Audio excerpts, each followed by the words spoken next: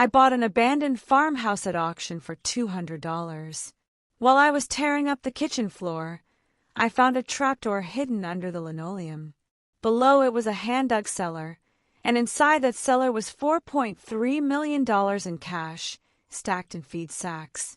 When I pulled the string on the bare bulb overhead, I saw a folded note nailed to the wall. It had one word on it: "Welcome to Kate's Fortune Stories. It's Kate again, and I'm so happy you're here with me. Before we begin, please subscribe to the channel and give this video a like. And tell me in the comments what city you're watching from. I always love seeing how far these stories travel. Don't forget to subscribe, because this story is only just beginning. People always ask me how a woman with $340 in her checking account ended up buying 80 acres and a falling-down farmhouse in the middle of nowhere. The honest answer isn't inspiring. I wasn't chasing a dream. I was running out of options. My name is Emma Whitlock. I'm 32 years old, and 2 winters ago I was living above my sister's garage in Cedar Falls, Iowa, heating a single room with a space heater because the furnace up there had never worked right, and paying her $200 a month in rent I could barely scrape together.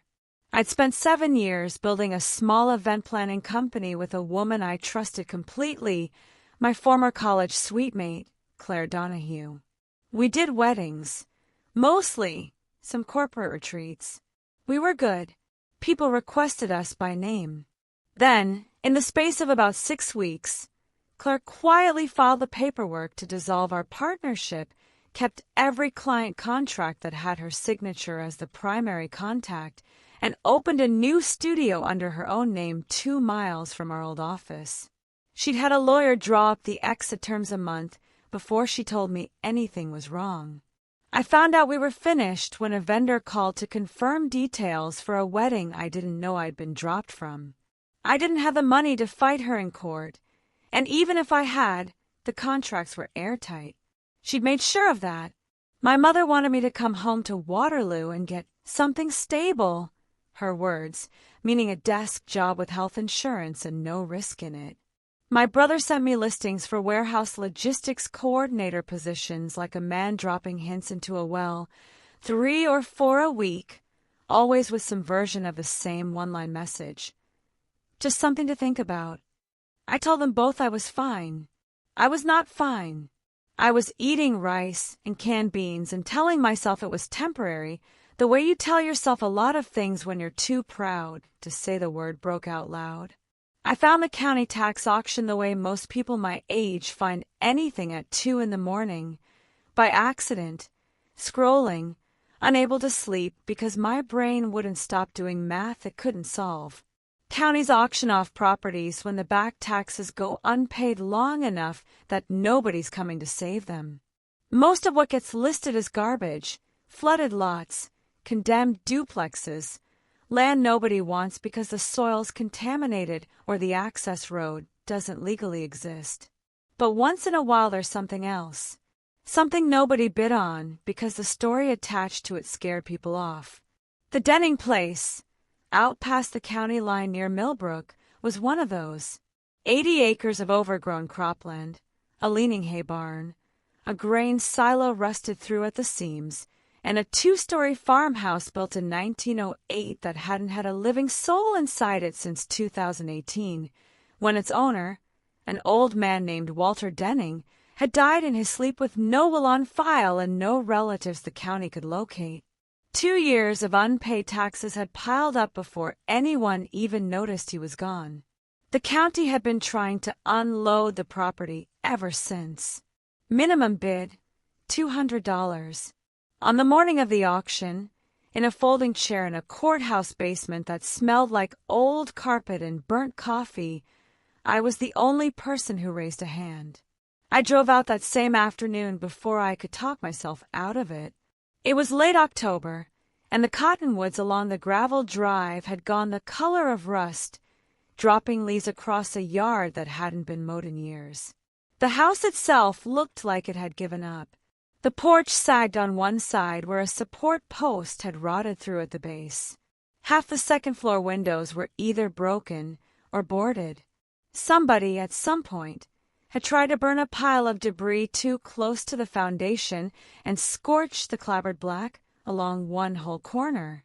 But I walked the perimeter with a flashlight anyway, the way I always did when I was trying to talk myself into something, and underneath the neglect I could see it. The roofline was true.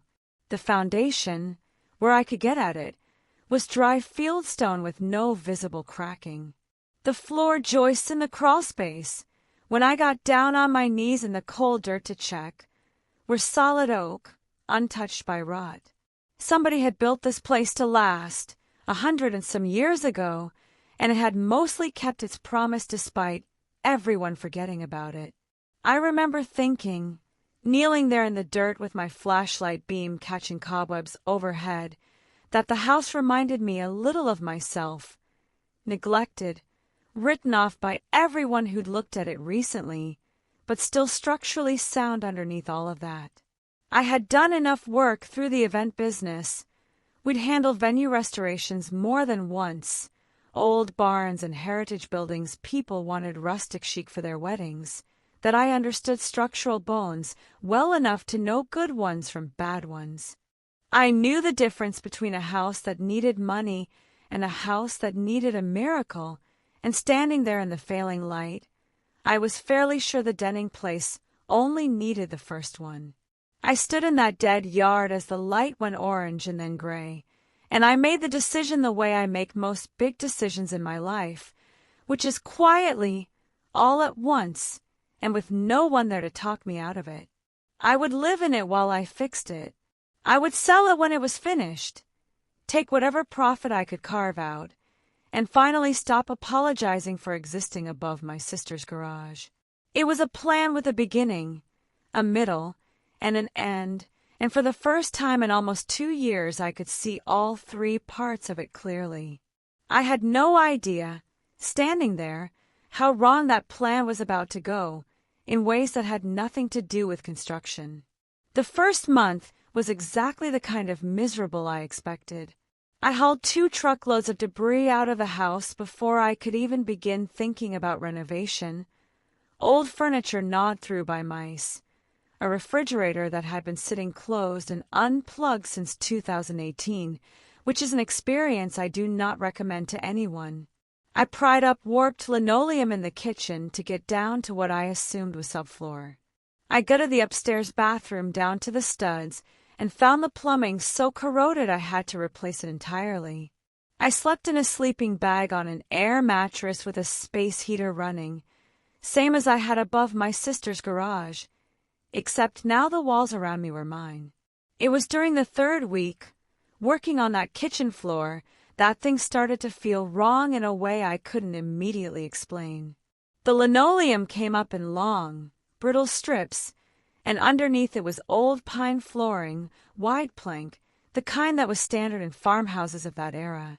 Most of it was solid, but there was a section near the pantry wall, roughly 5 feet by 4, where the boards sounded different when I walked across them. Not soft with rot. I know what rot sounds like, and this wasn't that. It was more like the boards were resting on something instead of joists. Something with give to it. Something hollow underneath in a way that didn't match the rest of the room. I told myself it was probably an old root cellar access that had been boarded over at some point, which wasn't an unusual thing to find in a farmhouse this age. Families used to keep a cold storage pit under the kitchen for potatoes and preserves before basements were common. I told myself that for 4 days, working around the section instead of through it, the way you avoid looking directly at something you're not ready to look at. Then I got down on my hands and knees with a flashlight and ran my fingers along the seam between the boards, and I found something a root cellar door wouldn't have. A brass ring, sunk flush into a notch cut precisely into one plank, painted over so many times it had nearly disappeared into the wood grain. Somebody had built this to be found only by someone who was already looking hard enough to feel it. I sat back on my heels in that cold kitchen for a long time before I did anything else. Outside, the wind was moving through the dead corn stalks in the field behind the house, that particular dry, rattling sound that Iowa farmland makes in late fall. I thought about Walter Denning, a man I knew nothing about except that he died alone and left no family behind, and I thought about the brass ring under my fingers, and some old, animal part of my brain told me that whatever was under that floor was going to change the shape of my life.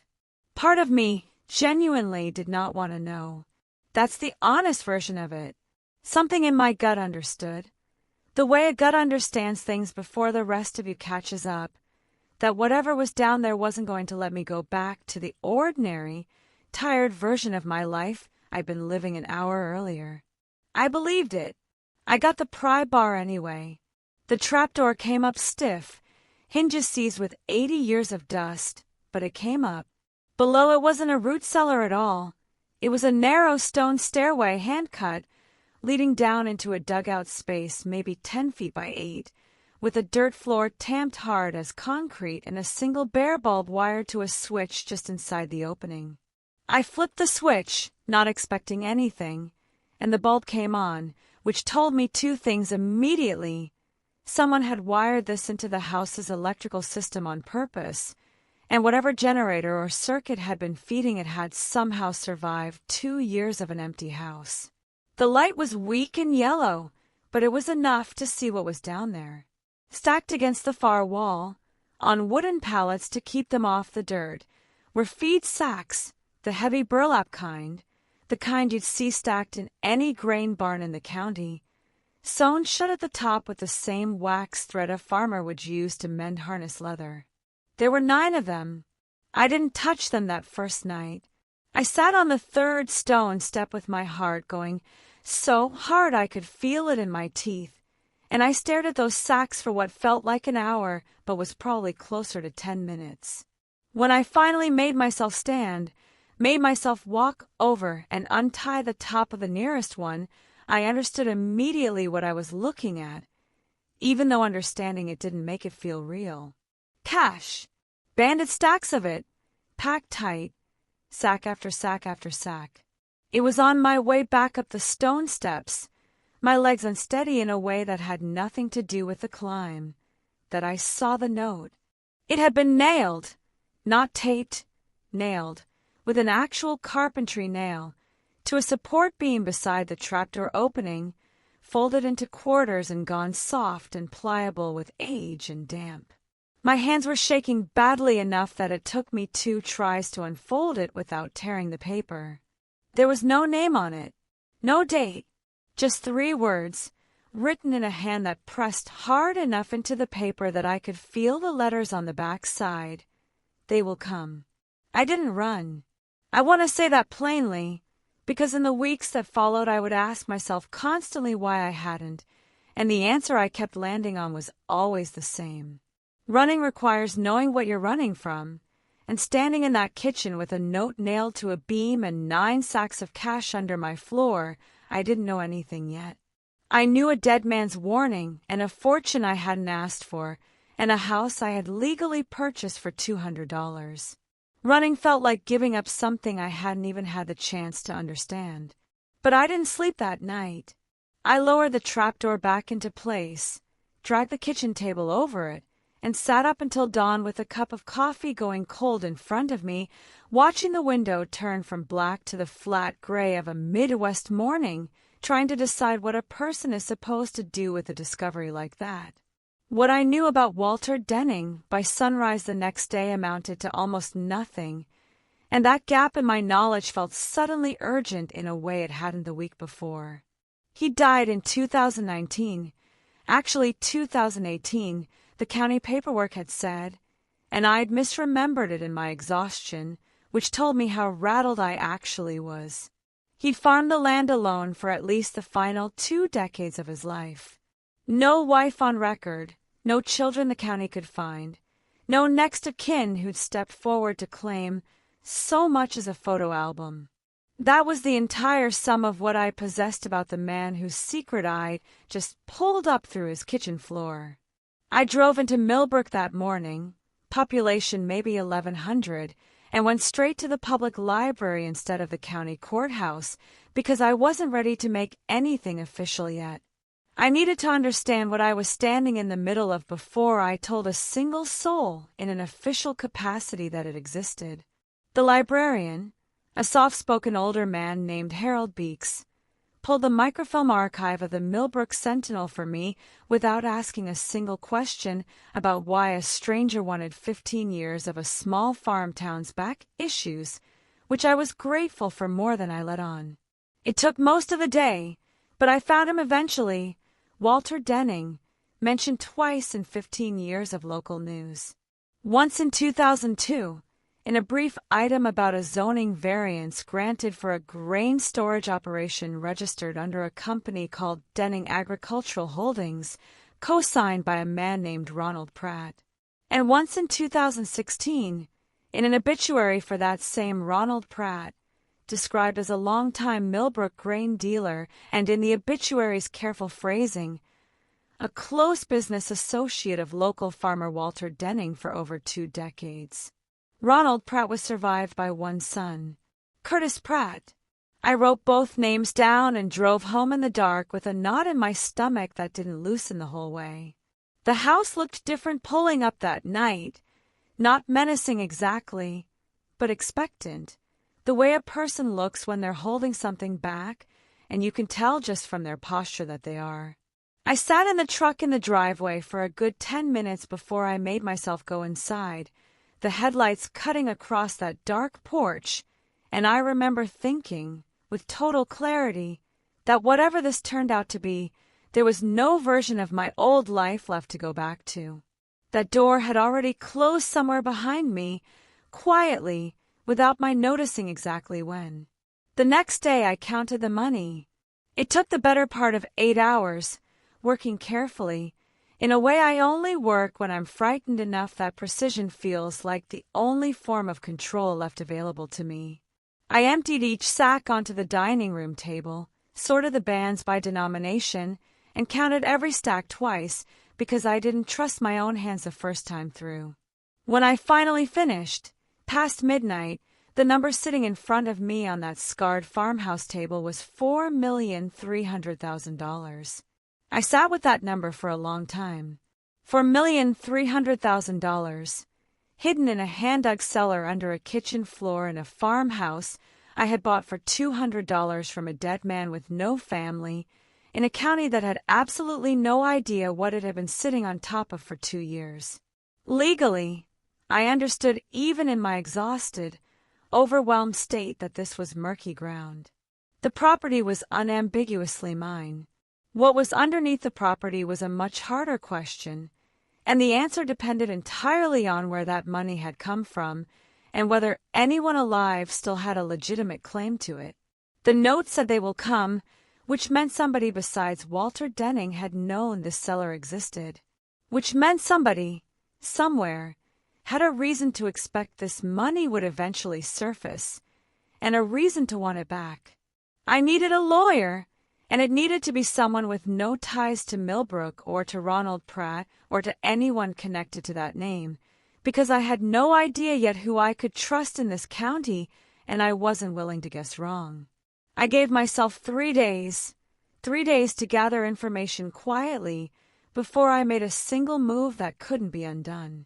The lawyer I found was named Diane Castellano, out of a firm in Ames specializing in estate disputes, and what her website described, almost identically to how I would have described my own situation, as complex property matters.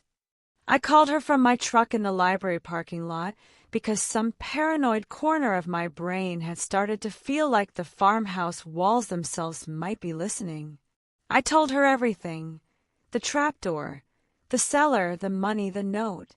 I talked for nearly 25 minutes without stopping. When I finally ran out of words, there was a pause on her end of the line. "Are you safe right now?" she asked. That wasn't the question I'd braced for. "I think so," I said. "Good," she said. "Don't move the money. Don't tell anyone else. Come see me tomorrow morning." Diane Castellano turned out to be a precise, unhurried woman in her 50s with the specific calm of someone who has spent a career being handed other lawyers' impossible cases. She listened to the whole story again in her office, taking notes the entire time, and when I finished, she set her pen down and looked at me with the expression of someone doing rapid triage in her head. "Here's what you need to understand," she said. "The legal status of that money is genuinely unsettled. You bought the property through a legitimate county auction, which gives you a strong claim to its contents.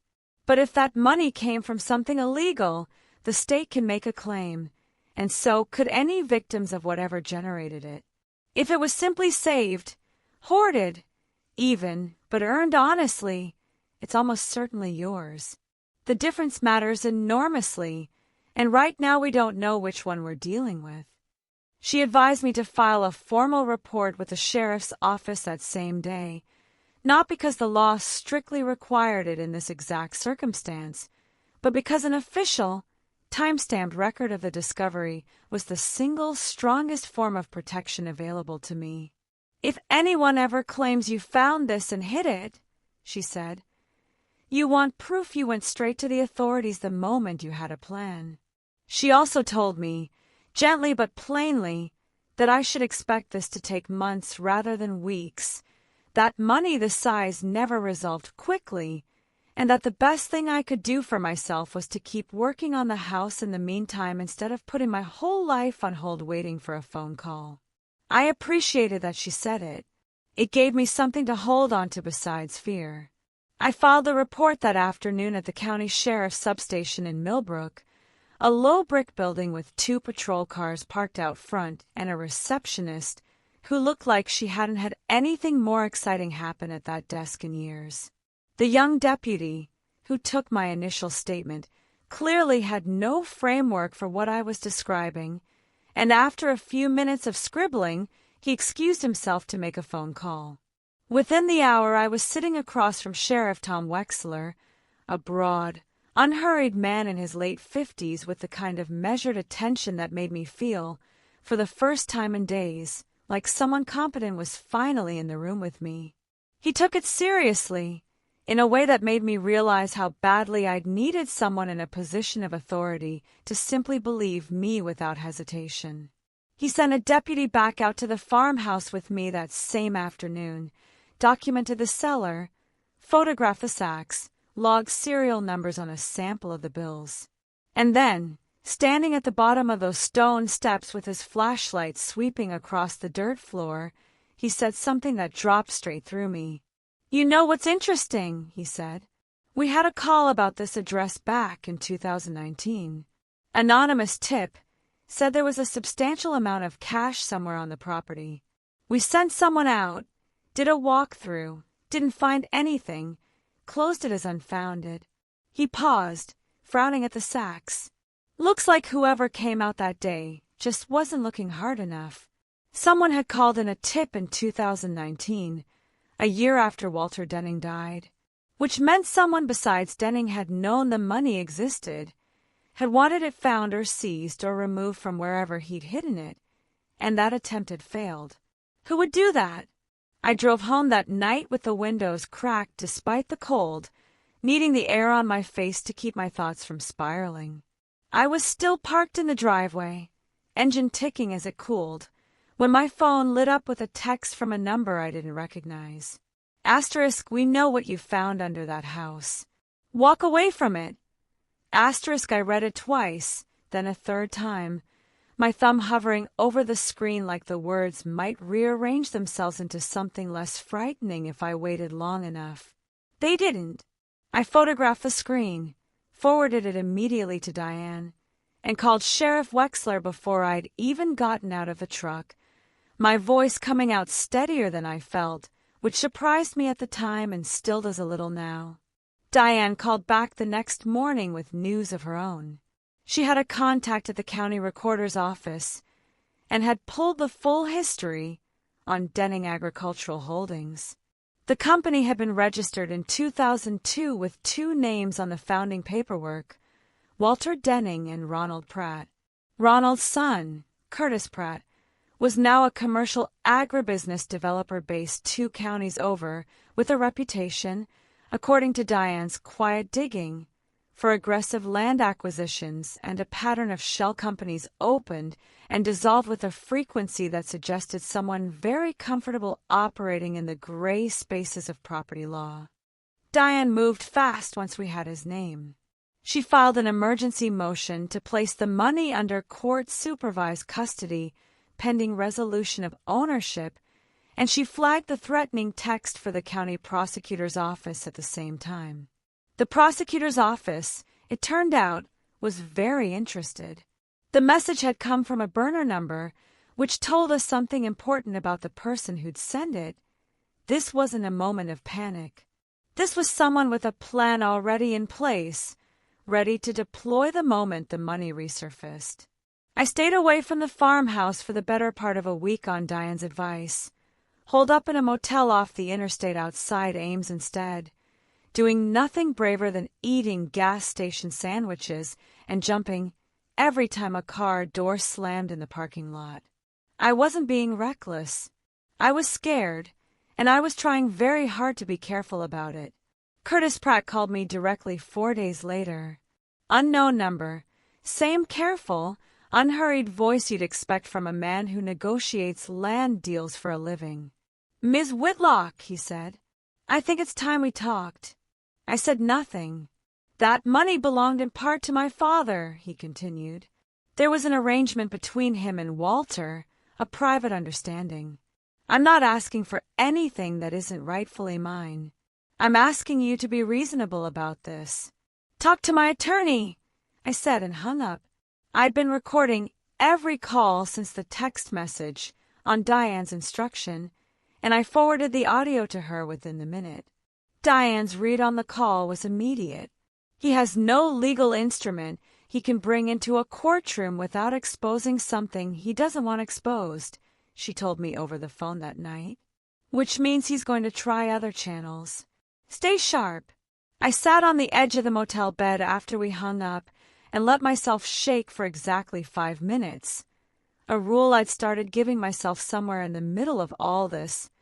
5 minutes to be scared, and then back to whatever needed doing. She was right, and it didn't take long to find out how right.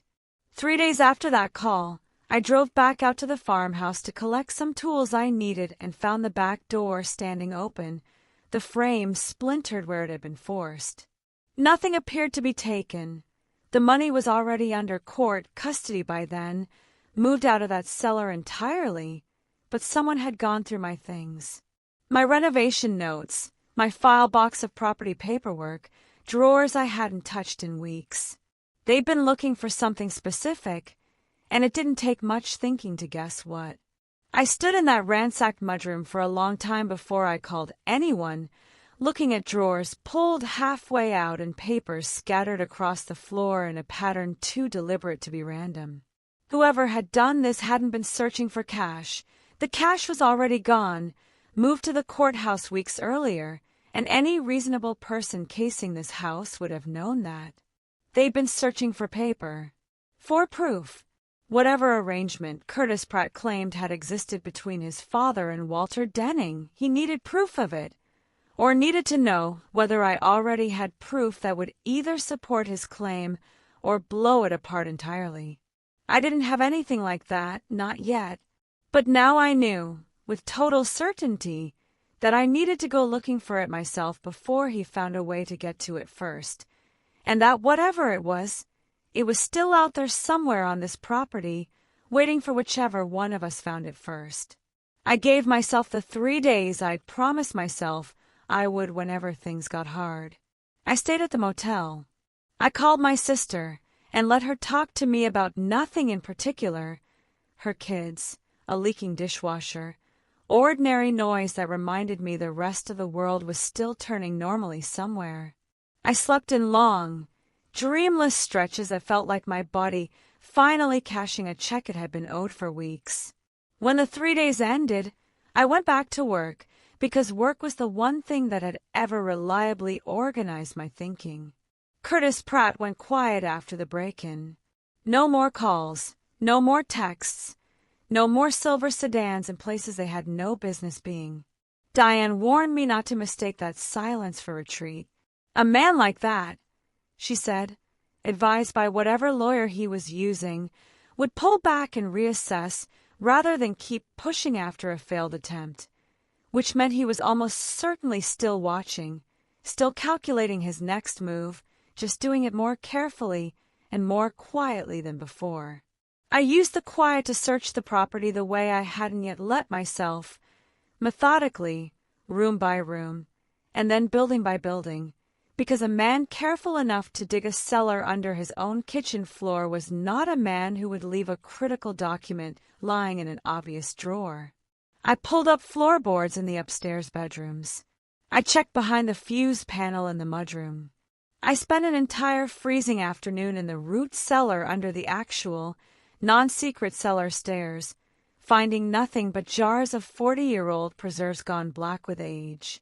I found it on a Thursday, in the hayloft of the leaning barn, tucked inside the lining of an old wooden tool chest wedged beneath a stack of horse tack nobody had touched in decades.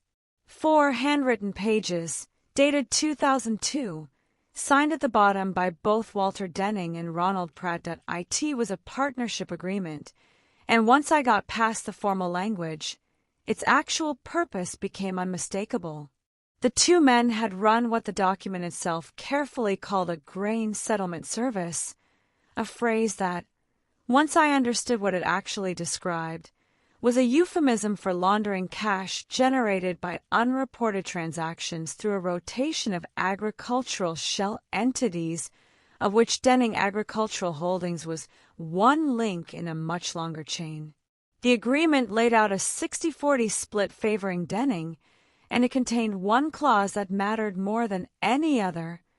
Upon the death of either partner, that partner's share reverted entirely to the survivor, not to any heir. I sat on the cold hayloft floor for a long time after reading that clause, twice to make sure I understood it correctly. Ronald Pratt had died in 2016. Under the agreement's own terms, his share had reverted to Walter Denning at that moment, meaning Curtis Pratt had never possessed a legal claim to any of it, not even before his father died. And when Walter Denning himself died in 2018 with no surviving partner and no heir, the money simply had nowhere left to go. It had stayed exactly where he'd left it, waiting. I photographed every page and called Diane immediately. She was quiet on the line for a moment after I read it to her. "Emma, this changes everything," she finally said. "But I need you to understand what it also means. This document describes a money laundering operation in plain handwriting. Once we hand this over, the prosecutor's office is going to be very interested in it, and how they use it is going to shape your claim just as much as it shapes Curtis Pratt's exposure." I'd already been sitting with that thought most of the drive home.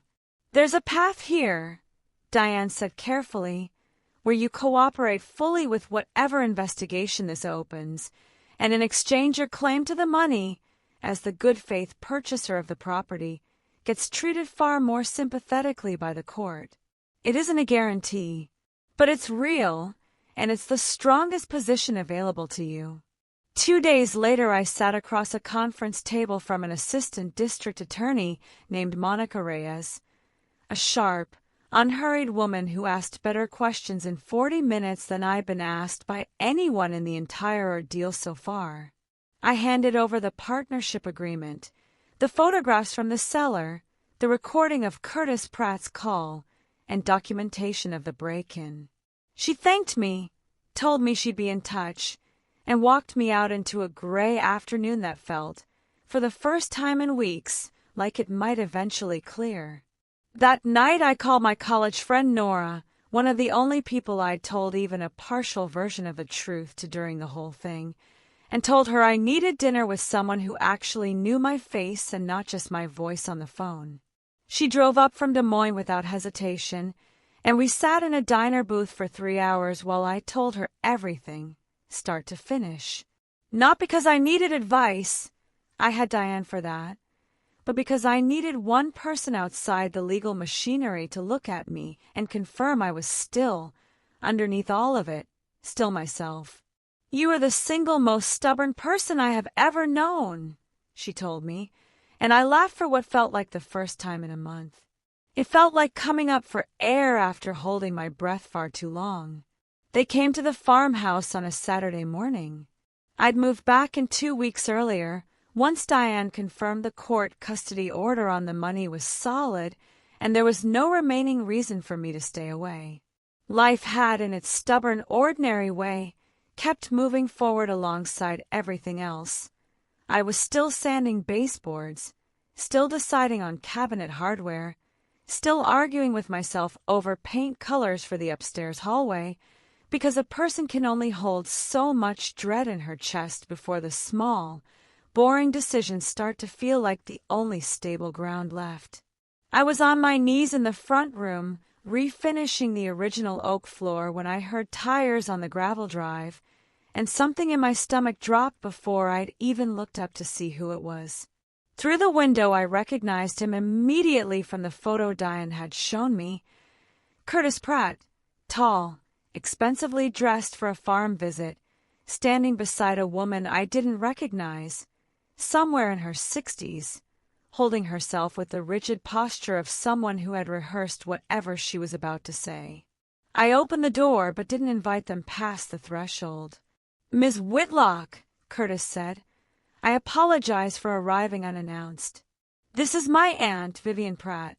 She was very close to my father. We wanted to come speak with you in person, clear the air. We feel there's been a misunderstanding." Vivian offered a look of rehearsed sorrow.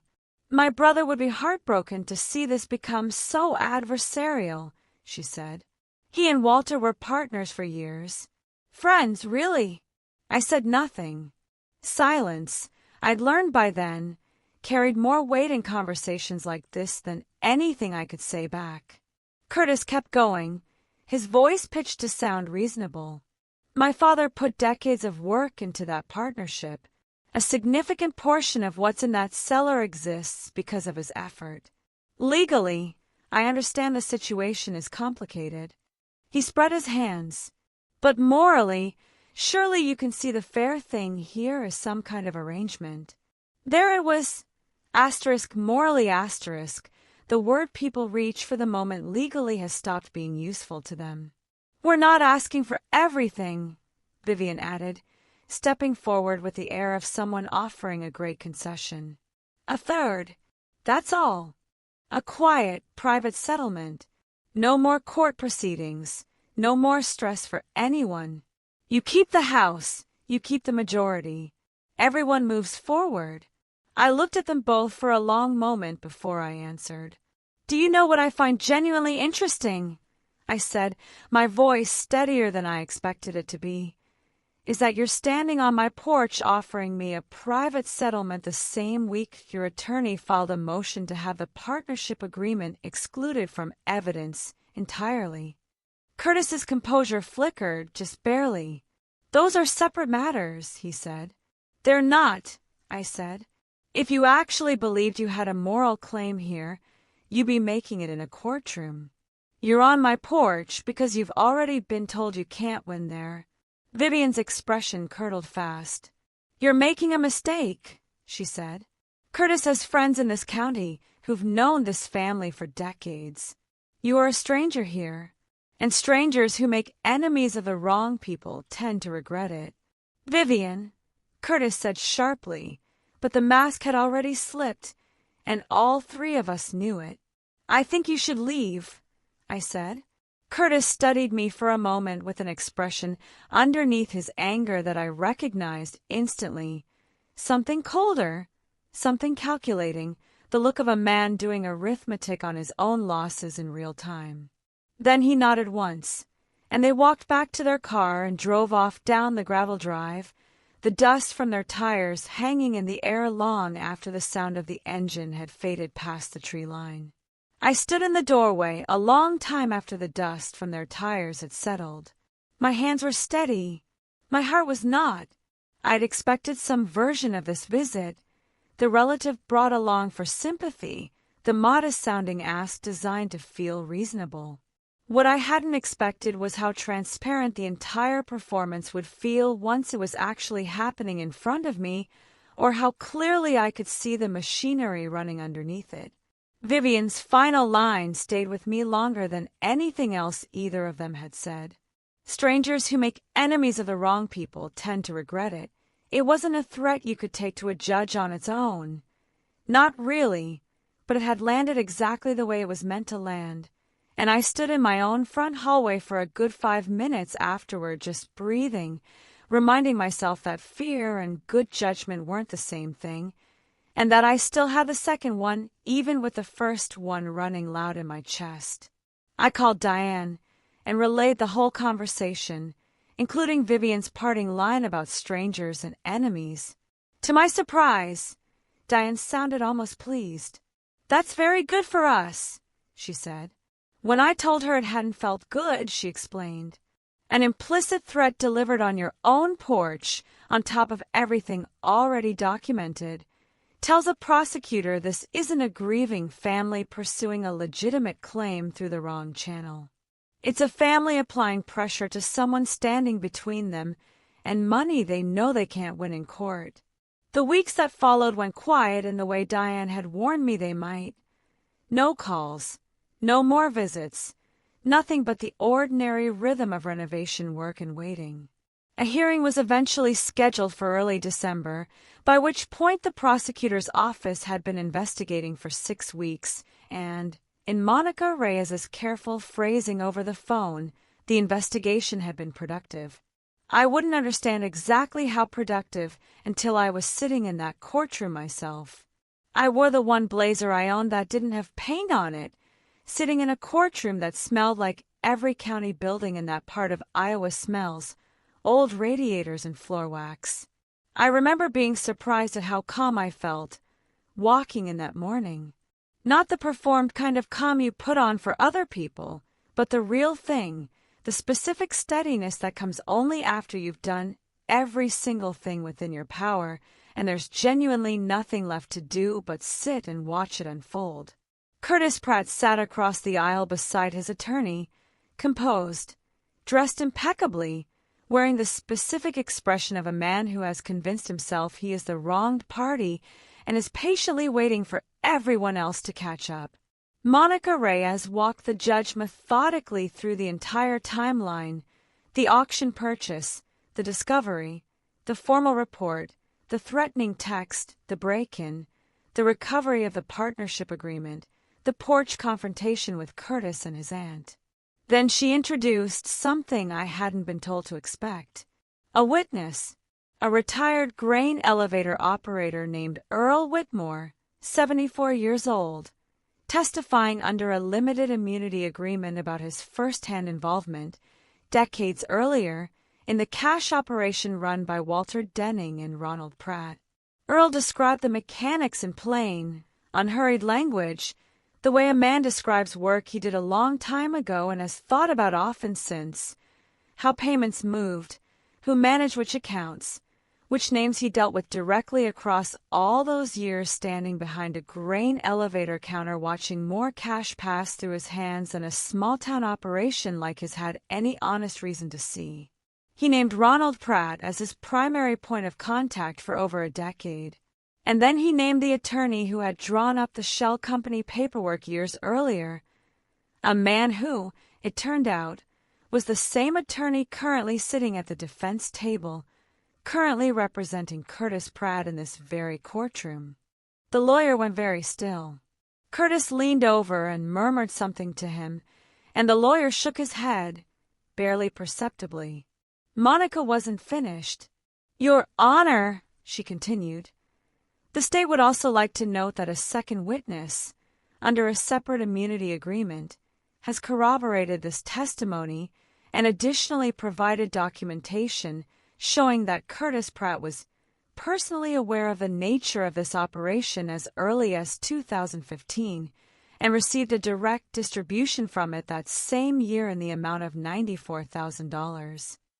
Curtis's composure didn't shatter outright, but I watched something behind it change, controlled stillness sliding into something closer to frozen.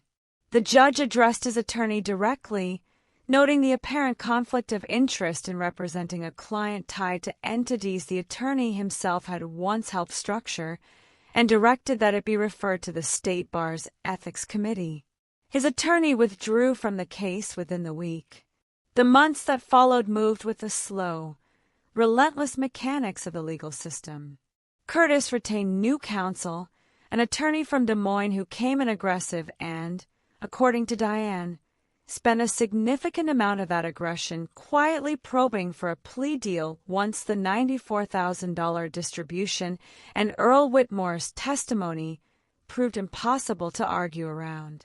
There wasn't much room to maneuver.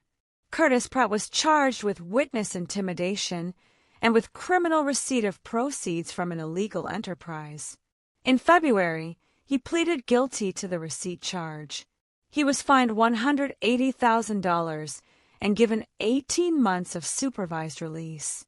He didn't go to prison, and I won't pretend that didn't sit uneasily with me for a while, the sense that the consequence didn't quite match everything he'd put me through. Diane reminded me, gently but firmly, that supervised release and a felony record were not nothing for a man whose entire business depended on lenders and partners trusting his name. She turned out to be right about that, too. Within a year, 3 of his development deals lost financing, 2 business partners quietly pulled out of pending projects, and by the following winter his development company had filed for dissolution entirely. That wasn't anything I did. That was simple arithmetic catching up to choices he'd made long before I ever bought that farmhouse. The civil determination on the money itself came through in April. Of the $4.3 million, roughly $1.1 million was traced by forensic accountants to demonstrably illegal transactions and was subject to civil forfeiture, transferred to the state. The remaining $3.2 million, which investigators could not connect to any specific criminal proceeds, was ruled to belong to me as the lawful purchaser of the property and everything found inside it, with no valid competing claimant remaining to contest it.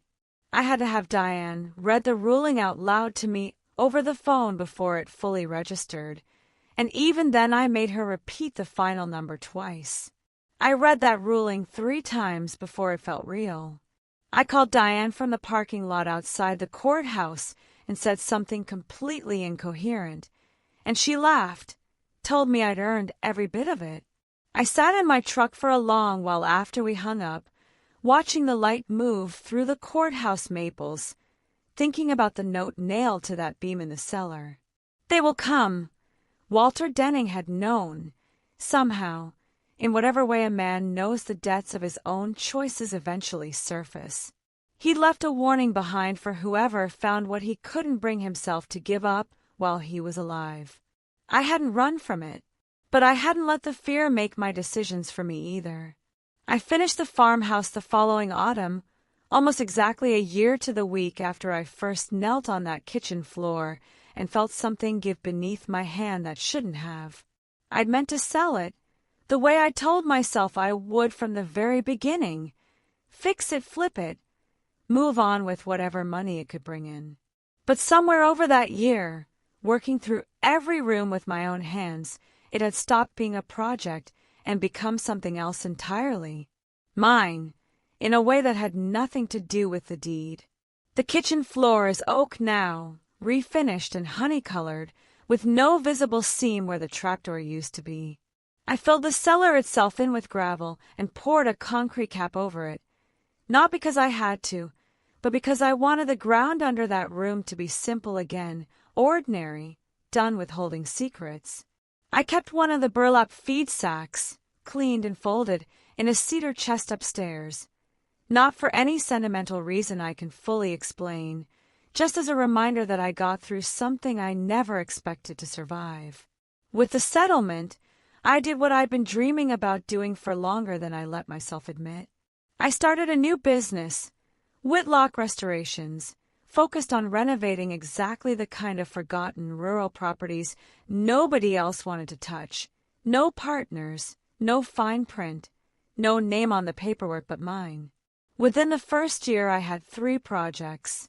By the second, 8, including a request from a magazine to feature the farmhouse itself, the very one where the whole story started, in a piece about honest restoration work in the Midwest.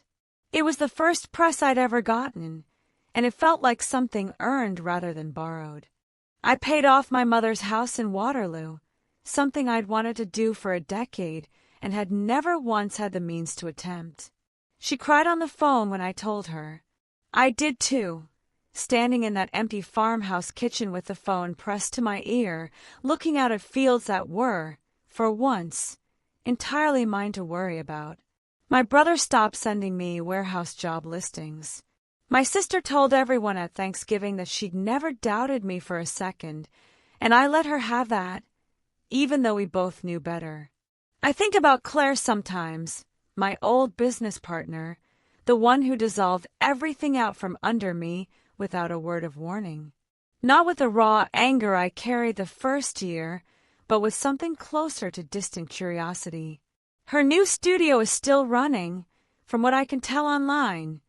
Not thriving, not failing, just going along in that unremarkable way businesses do when they were built on someone else's foundation and never quite found their own. I don't wish her harm. I also don't spend much time wishing her well.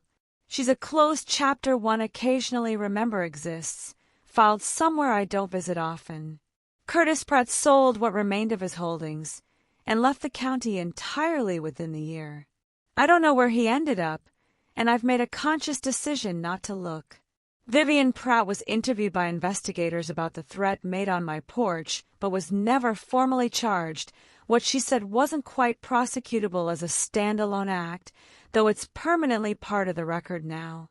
In my sworn statement, if nowhere else. Whatever the rest of their lives look like from here isn't something I carry with me anymore. I sat on the farmhouse porch one evening this past October, almost 2 years to the day since I first drove out to see this place, a glass of wine in hand, watching the cottonwoods along the drive turn that same rust orange they'd been the first time I laid eyes on this land. The porch post is solid now. The windows are clear. There's a light on inside that I put there myself, wired with my own hands, and it means something different than the bare bulb over that cellar staircase ever did. I bought a farmhouse for $200. I found $4.3 million under the kitchen floor. I was threatened, broken into, and pressured by people who had more money and more connections than I had ever had in my life, and I was still standing at the end of it, in a house I'd rebuilt board by board, with my own name on the deed, and no one left who could take any of it away from me. Walter Denning left 3 words nailed to a beam in the dark. They will come, I think, in the end.